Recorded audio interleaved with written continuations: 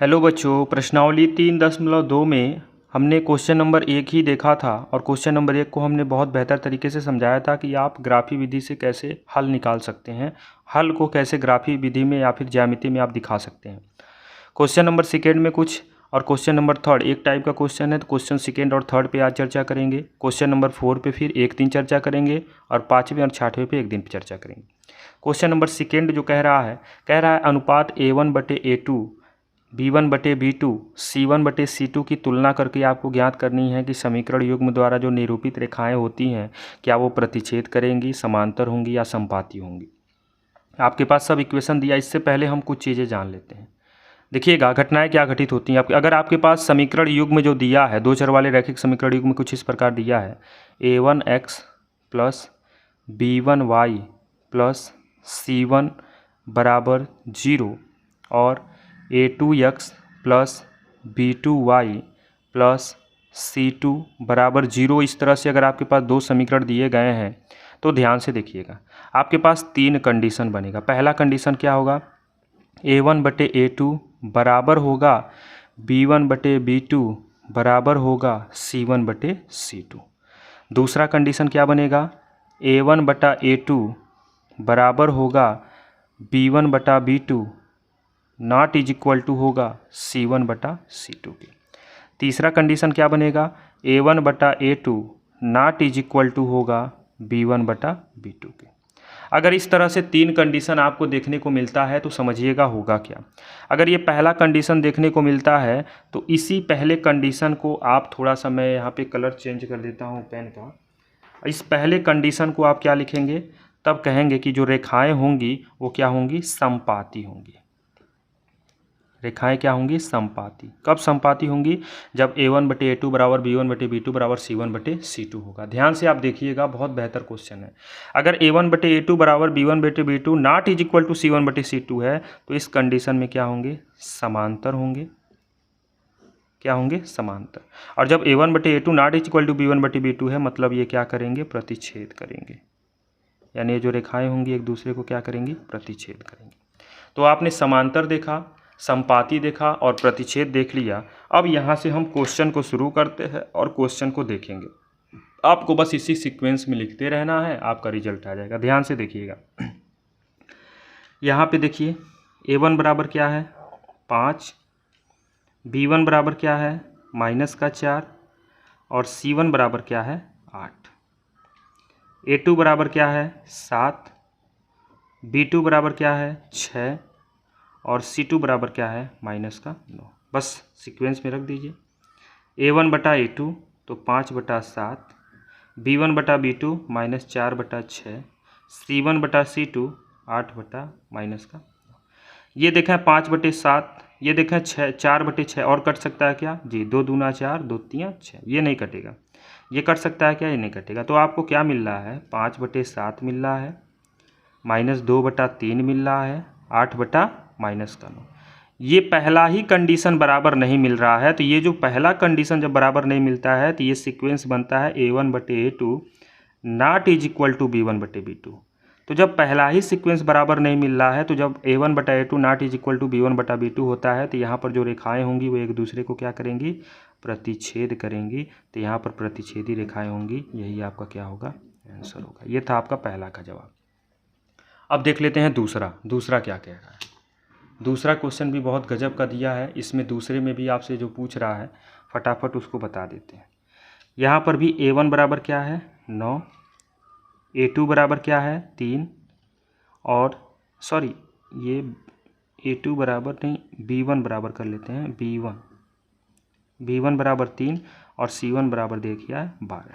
और देखिएगा A2 बराबर कितना दे रखा है, 18, B2 बराबर कितना दे रखा है, 6 और C2 बराबर कितना दे रखा है, 24। तो वही सीक्वेंस लेके चलेंगे, A1/A2 यानी 9/18, B1/B2 3/6, C1/C2 12/24। अब कटेगा क्या, 9 एकम 9, 9 दूना 18, 3 एकम 3, 3 दूना 6, 12 एकम 12, 12 दूना 24। अभी इनके बीच का चिन्ह हम नहीं लगाएंगे क्योंकि ये डिसाइड करेगा लास्ट में। 1/2, 1/2, 1/2। अब यहाँ पे आप डिसाइड कर लीजिए, ये सभी के सभी आपस में क्या आ रहे हैं, बराबर आ रहे हैं। यहाँ भी चाहे तो आप लिख सकते थे नॉट इज इक्वल टू, यहाँ भी नॉट इज इक्वल टू, ये तो आगे नॉट इज इक्वल टू, जब पहला ही नॉट इज इक्वल टू मिल रहा है तो आगे जाने की आवश्यकता नहीं थी, लेकिन हमने आपको पूरे स्टेप तक ले जाके समझाया। तो यह वाला सीक्वेंस जब मिलता है, कहने का मतलब है जब A1/A2 बराबर मिलेगा B1/B2 बराबर मिलेगा C1/C2 के, तो इस सीक्वेंस में क्या होता है, ये जो आपको पहला बताए थे कि रेखाएं जो होंगी एक दूसरे क्या होंगी, समपाती, मतलब एक ही रेखा पर सभी बिंदु होंगे। क्लियर है, ये आपका क्या हो जाएगा, आंसर हो जाएगा। ठीक है, एक क्वेश्चन और ये थर्ड वाला दिया है, बगल में हमने लिख रखा है, इसको भी देख लेते हैं। A1 बराबर कितना दे रखा है 6, B1 बराबर कितना दे रखा है -3 और C1 बराबर कितना दे रखा है 10। A2 बराबर कितना दे रखा है 2, B2 बराबर दे रखा है -1 और C2 बराबर दे रखा है 9। तो रखेंगे 6/2 -3/-1 और 10/9। देखते हैं क्या होता है, 2 1 कम 2, 2 3 6, माइनस से माइनस कट गया, तो आपको मिल जाएगा 3/1, 3/1 10/9। क्या देखने को मिल रहा है, ये तो बराबर है लेकिन यहाँ पे बराबर नहीं है, ये तो बराबर है लेकिन यहाँ पे बराबर नहीं। तो यहाँ पे कौन सा रूल लगेगा, A1/A2 बराबर तो है B1/B2 के, लेकिन नॉट इज इक्वल टू है किसके, C1/C2 के। इसका मतलब ये समांतर वाला कंडीशन बनेगा और यहाँ पर हो जाएंगे समांतर, और यही आपका क्या हो जाएगा आंसर। बस ध्यान देना है, अगर A1/A2 not is equal to B1/B2 अगर बराबर नहीं है तो प्रतिच्छेद करेंगे, पहला बराबर हो गया दूसरा बराबर नहीं है तो समांतर होंगे, और दोनों बराबर हैं तो समपाती होंगे। ये पॉइंट आप याद रखिएगा तो आपको कभी मिस्टेक नहीं होगा। अब हम क्वेश्चन नंबर 3 देखते हैं। क्वेश्चन नंबर 3 कह रहा है कि अनुपात A1/A2 B1/B2 तथा C1/C2 की तुलना करके अब आपको निम्नलिखित समीकरणों के संगत या असंगत होने के कंडीशन बताने।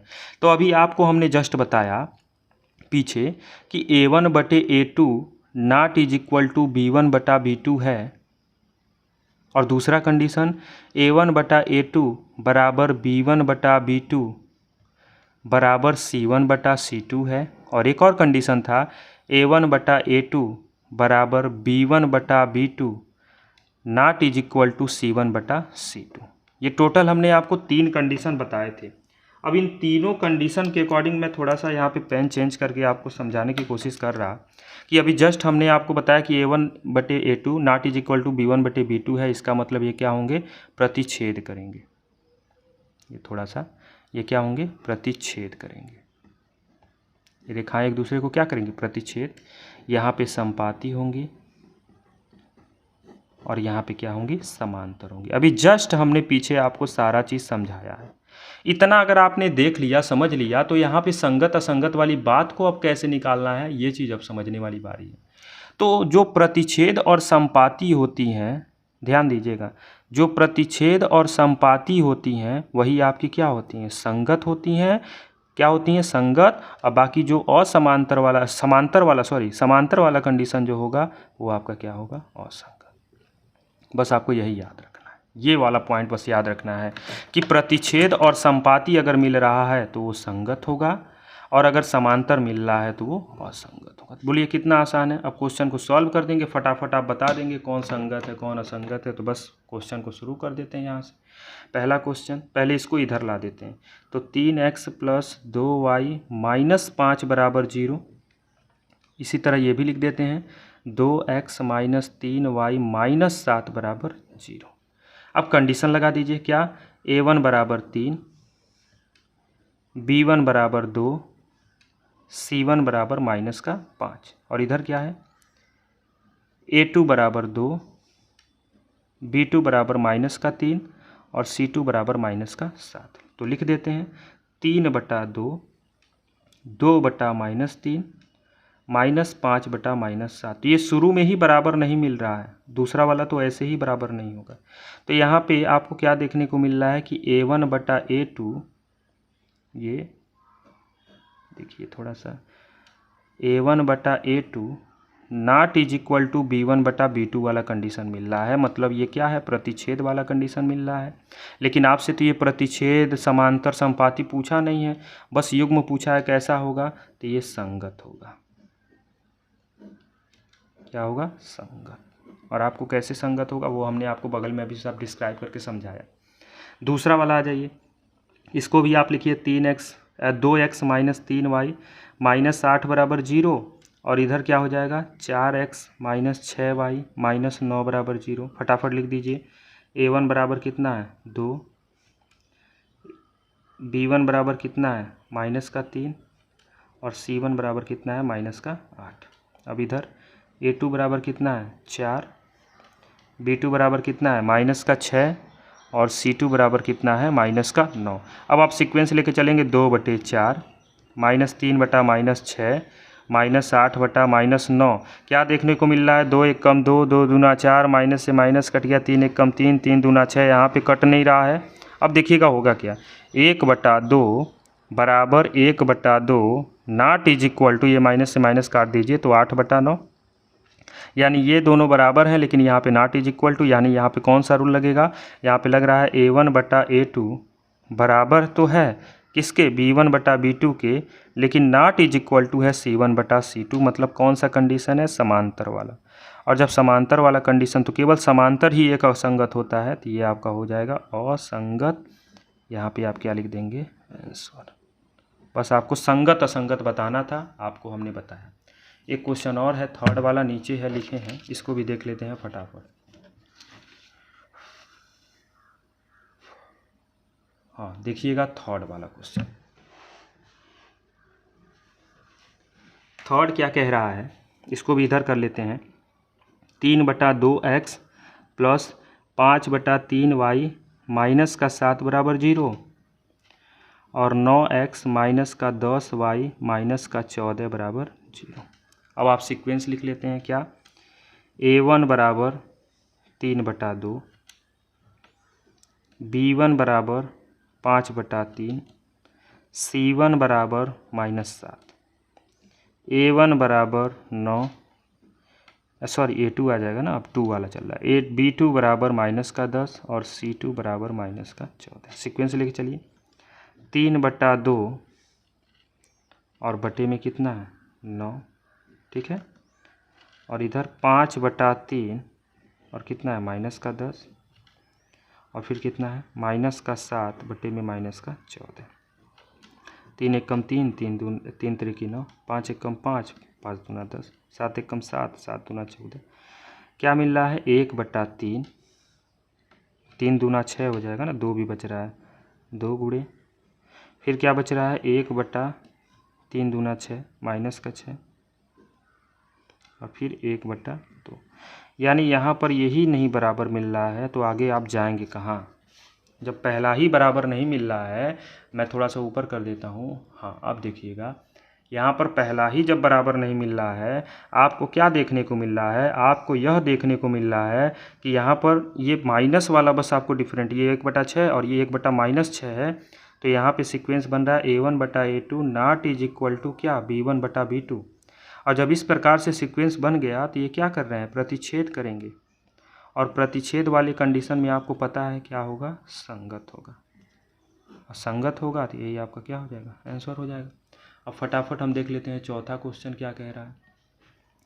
चौथे क्वेश्चन में भी वही सीक्वेंस लेके चलिएगा, थोड़ा सा मैं इसको सीधा कर दूँ। हाँ अब सही है, यही सीक्वेंस क्या, 5x माइनस 3y माइनस 11 बराबर 0, minus 10x plus 6y plus का 22 बराबर 0। इधर ला देंगे पक्षांतर करके।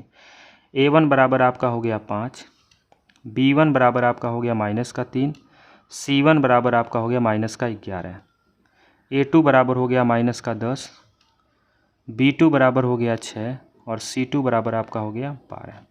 अब लगा दीजिए 5/-10 -3/6 -11/22। यहाँ पे कौन सा सीक्वेंस लगेगा, यहाँ पे नॉट इज इक्वल टू वाला था, ये मैं लगा देता हूँ। यहाँ देखिएगा 5 एक कम 5, 5 दूना 10, 3 एक कम 3, 3 दूना 6, 11 एक कम 11 दूना 22। यानी आपको क्या मिल रहा है 1/-2 -1/2 -1/2, मतलब सब निगेटिव है, और 1/2 मिल रहा है, मतलब सब बराबर है।